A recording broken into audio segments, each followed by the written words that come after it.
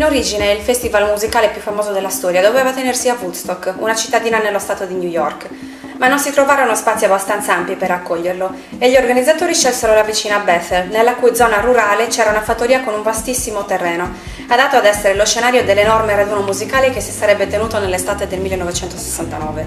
E così il 15, il 16 e il 17 agosto, conservando il nome del luogo scelto inizialmente, si tenne il Woodstock Music and Art Fair, 3 giorni ininterrotti di musica.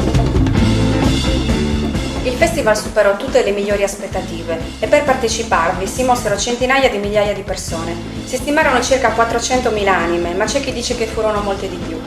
A Woodstock si esibirono gli artisti più famosi ed apprezzati di allora.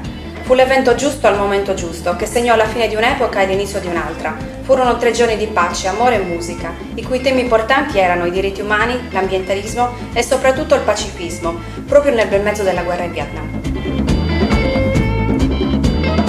Nemmeno la pioggia battente che li costrinse a stare accampati nel fango, la scarsa igiene e la carenza di cibo fecero demordere tutti quei giovani, uniti nell'illusione di poter cambiare il mondo, lontani per 3 giorni dalla repressione sessuale e politica. Il concerto fu gratuito, solo una piccola parte di pubblico pagò il biglietto in prevendita, ma poi fu praticamente impossibile controllare il fiume di persone che arrivavano. A causa del traffico andato in tilt, quasi tutti i musicisti giunsero in elicottero. 33 gli artisti presenti a Woodstock. Tra questi venerdì 15 si esibirono Richie Havens, John Sebastian e Joan Baez. Sabato 16 Janis Joplin, Carlos Santana e Grateful Dead.